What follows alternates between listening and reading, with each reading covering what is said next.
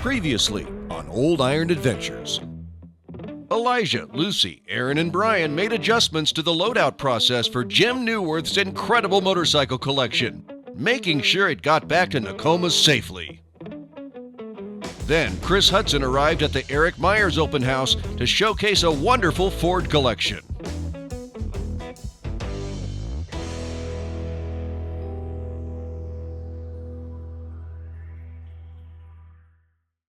Aumann Auctions has been in business for over 60 years and has been the leading force around the world in vintage power.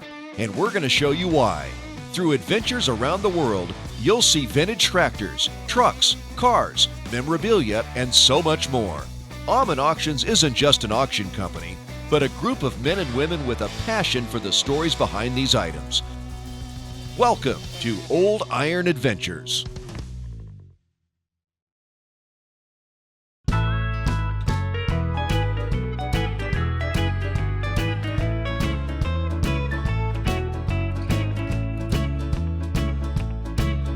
Continuing on in Marshall, Michigan, we get a deeper look into Eric Myers and his collection of vintage Ford power that he has collected over the years. This is a early 70s snowmobile built by MKD, and back then Bolin built all of Ford's lawnmowers and etc., and MKD was trying to steal the contract, so they had some custom made items. They painted them up, sent them to the Ford farm and did testing and all that, and this one they didn't make the cut or decide to go with them, so they sold them to the workers at the Ford farm, and that's how I ended up with it. It was the son of the guy that worked there ended up with it, and it's a 59 Ford 611. It was built by Oliver in Battle Creek. They made about 100 of them and did 50 as Oliver and 50 as Fords. And they switched the Oliver motor out and put the Ford motor on it and painted them red. They were quite a high capacity machine for back in the day. It's a 871 Golden Demonstrator. Each of the dealerships got one of these when they came out with a Selecto Speed to take around to farms and demonstrate their new Selecto Speed transmission. And some of them got left gold and some got repainted to the original red and tan two-tone.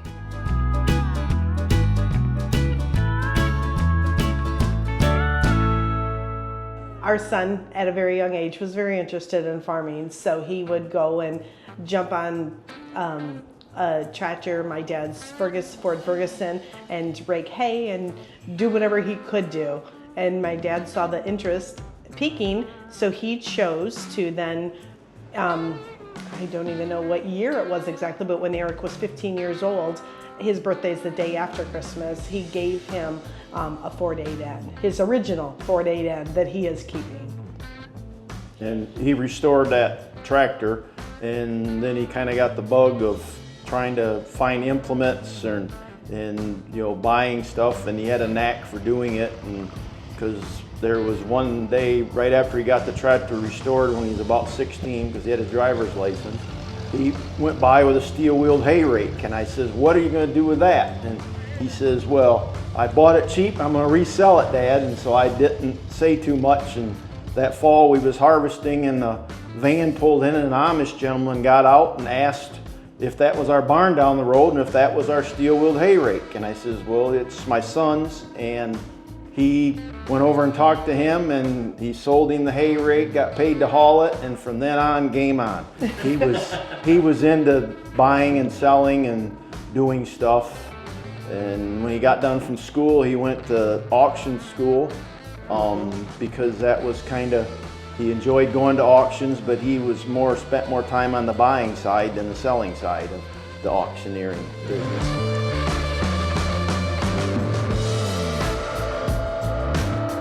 So the open house here today was really good. I mean, we had a lot of different people here.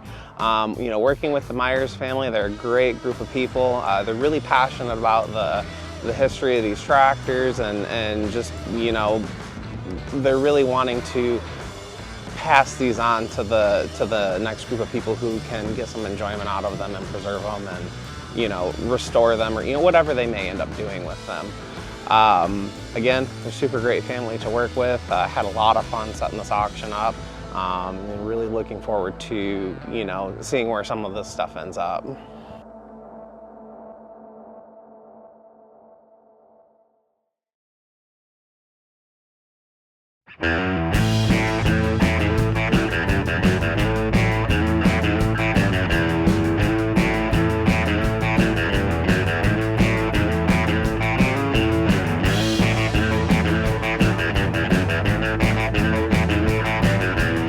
Back in Nokomis, Illinois, the work never stops in the Aumann's office. The crew keep busy as they coordinate auctions throughout the U.S. and finding treasures throughout the country. But that doesn't mean that treasures never end up at their front door. Tyson receives a call about a movie prop that's on the way to the office, one that will surely turn heads at auction time. So we get all kinds of inquiries here on different kinds of items to sell, and not too long ago I got an inquiry from a gentleman who had a prop business for Hollywood, and he said he had a gun that was used in Pirates of the Caribbean and a gun that was inspired by the Expendables. And he said he was going to ship them to us because he's watched our auctions online, he's impressed with how we do it, and he said we were a good fit, and so he sent us the guns, and they showed up, and they are everything he says they are. So we've got a fellow tractor collector who really is into Oliver tractors, and he's a customer of ours, and he, in his career, he was an editor for Guns & Ammo magazine. His name's Jim Baquette, and he comes here now and helps us with the firearm department. He helps describe and do titles and help with the photography of all the firearm auctions that we do here. First and foremost, I want to put to bed a false rumor about the firearm I'm holding in my hands. Kurt Aumann didn't ask me to walk the plank. This firearm is something I would have never expected to hold in my hands. It's a reproduction blunderbuss, and it's got wonderful provenance. This came from a consignor on the West Coast, and when it came into the Aumann office, I was stunned. I could have been drinking and eating all the beer and bratwurst in St. Louis, and I would have never thought this gun would come in. It's a wonderful, one-of-a-kind blunderbuss. The original ones were actually made, and the most popular or well-known ones were made in England. It was used in the movie Pirates of the Caribbean. This gun was actually fired in the third movie. It was up in the crow's nest in the masthead of a pirate ship. And so, good gosh, it's something that you just don't see every day. This gun was made by Kimber, but it was made to the specs recommended by the prop master and several other people involved in the Hollywood movie series, The Expendables. The star of the movie is someone I know everyone out there is familiar with. He goes by the name of Sylvester Stallone. And the serial number is KEX010. What that stands for is Kimber Expendables, and it was the 10th, what I'll call pre-production model made for the movie. They made 10 of these. This was the last one made.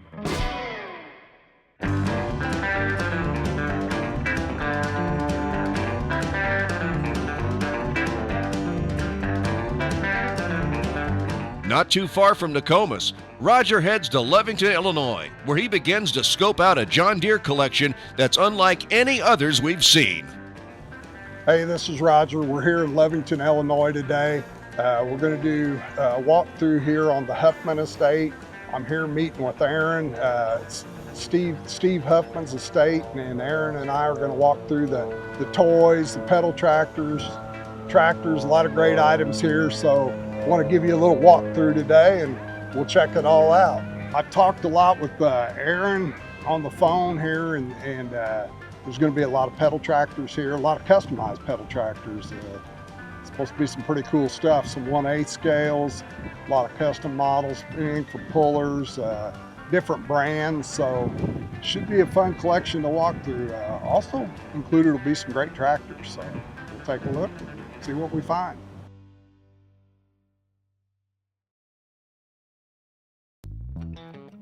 Oh man, looks like you got all kinds of toys in the front room. Yes, we do. He was big into the 1/8 and the small, because you can see predominantly John Deere. Yeah, a lot of deer in here. Yeah. Yep. I see you got some big buds over there too, though. Yep. Oh yeah. Look like a lot of 1/8 scales. Yeah. Yep. Yeah, he's seen the big bud up at Penfield and at Rantoul when they had the shows up there. So, you know. That's neat. Yeah. He definitely lived in his collection, didn't he? Yes, he did. Right in the middle of it. Yeah. Yes, he did. Looks good. Oh Yep. wow, 560 with the picker. Yep. He was a bachelor. He never married, and Oh he yeah. enjoyed the good life, I guess, so to speak. But Oh, yeah, this was his passion. Yeah, well, good. You can In here. definitely tell Yeah, that. most definitely. Yeah, he's got it displayed well. It looks nice. Yeah, it's a great looking Yeah. start here. So kind of like this, just maybe the tip of the iceberg. It is. We're gonna look It at this is. more. Just more of it right here Oh, that yeah. he collected over time. A lot of thrashing machines. I'm not real familiar with thrashing machines and whatnot. Looks like there's polys up there. Some poly. Yeah, There's custom different brands and, Oh wow. and What's whatnot. this here? That looks like a Doug Cork tractor there. Okay. Now, Now, I'm those not are- real those- familiar those are with. Not many of those produced. Oh, really? Yeah. Okay. That's pretty cool. He custom built some of those. And then I this, believe out of California. Oh, that's a years ago, I don't, quite a long time ago, he got this Waterloo operating. Wow, that thing is awesome. Yep. That is really He'll sit cool. there just like that, just like a real one all day long and pick them off. Like a sewing machine. Yeah. isn't it? Uh-huh. Yeah, that's pretty cool. He even had his plug-in mounted up here on his. Yeah. So he could plug it up so he here. could plug it in and watch it run. Yep. Yeah, that's pretty cool.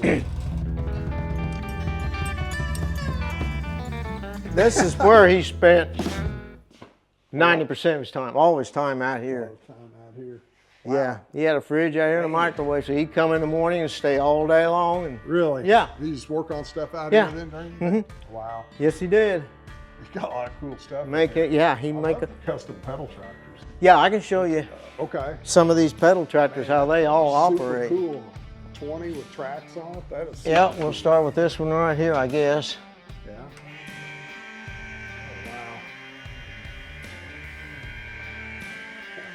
wow. That is sweet. That is really cool. You got creative on that. Yes, he did. Oh yeah, I don't know how much time he had in it and sourcing a lot of the parts. Oh, You know, yeah. he'd spend hours on his tablet just looking for parts. Really? Yeah, yeah. It definitely shows. Yeah, and he'd come up with these ideas, and or he'd go to farm shows and see this stuff and like this, and where he would go. I'll be darned. Now, did he build all this stuff? Yes, Wow. all scratch built. That's super neat. He did a Yeah, good he'd job. go over and a lot of these little tiny pieces he ordered online, and there's a place over east of Arthur, Illinois that does a lot of aluminum and whatnot, and he'd go Yeah. over there and buy his pieces and Wow. go from there. So he collected the real deal too. He Yeah, had tractors. yeah. You said But he had later on in tractors, too. these years, he got so he couldn't start them and getting hard to climb on and off of them and whatnot. He was having knee problems and shoulders and hips and a little bit of everything. So, but that's why he got more into this. And see, he had this. It's just a turntable, so he could sit here and work all day long, up or down, either way, just like the big ones. Wow. See, he made it so it works realistically, Yeah. just like the real things. Now does this lift too and everything? Yeah. Oh, yeah. The wagon lift. Yeah. Yes, it does.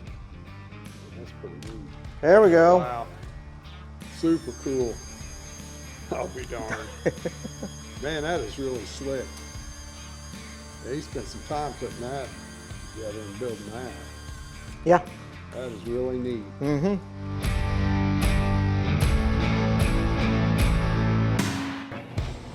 Yeah. You got them put in here, got them sandwiched in, so it's full. Yeah, they're Wow. fairly tight, but we could get a few more in if he had them. But Man, that's a good looking 4020 too. yes, it is. Yeah, he got that one 4 or 5 years ago, I guess it was. Oh, did he? Yep, that's a 37A. In Yeah. a 2010. 2010, yep. Yeah, he'd keep a. We had one of those when I was growing up, a 2010 row Did you? crop. Yeah. Yeah, we did. Used to run the auger Yeah, with and it. he'd keep battery tenders on part of these tractors, so That's good. come out, So- you could get them to start. And, Yep. So Yep. most of them are all running then? yeah, Okay. yeah, or they will run. Yeah, it's just Okay. going to take a little bit Yeah, of. just setting a little bit. time. Yeah. Oh, Yeah. You got a G in there, a C. Yep. Yeah. Mm-hmm. Yeah. Some of these tractors are 4020. local. Is that 4020? That looks like that's got a turbo on it. It does. An M&W. Yep. And M&W turbo. Looks like a pan too. Yep. M&W Also, pan. and Yep. Man, that's pretty slick looking track. yeah. Good looking track.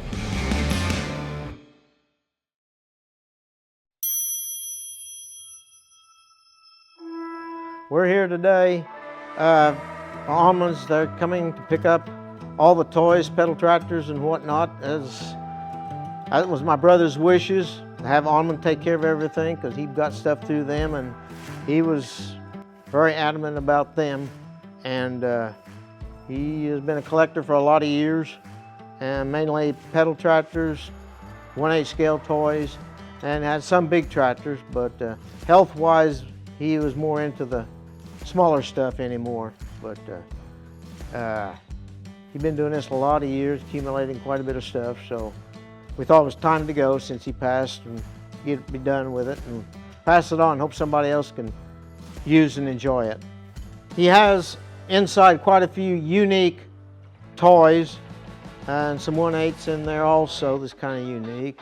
But out here he has some pedal tractors that he's customized, and with cultivators he's built equipment or implements to go on these toys.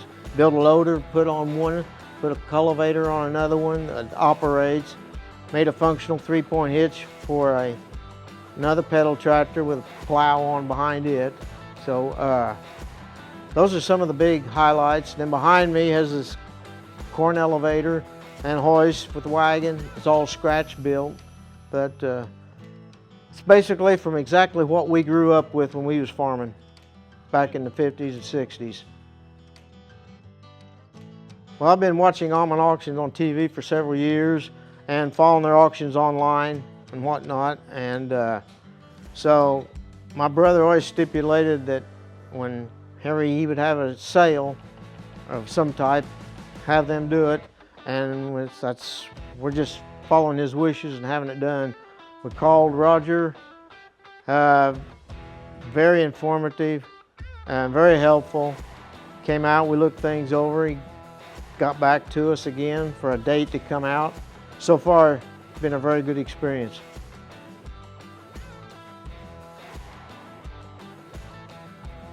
I think most of it hopefully will go to good homes or people that will appreciate it, enjoy, especially the custom built pieces that they will show and continue on. Maybe they can make improvements to them of what he didn't do or finish, but I hope it all goes to a good home and will be enjoyed for generations to come to keep this legacy going. Because once this old equipment's gone, it's gone. So got to keep the lives and memories going.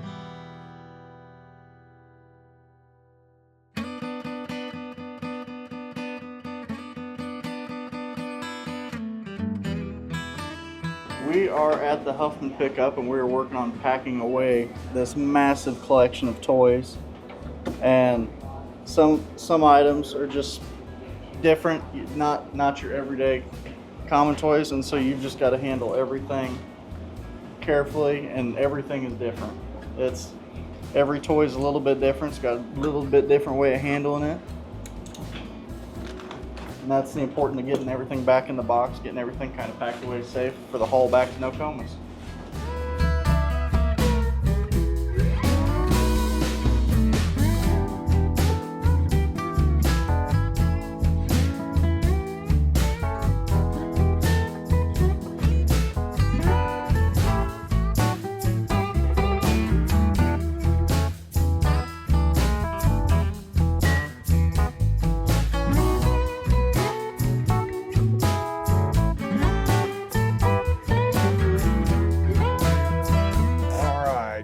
Here today with Aaron again, and kind of wrapping things up here at the Huffman collection. And anything you want to add, Aaron?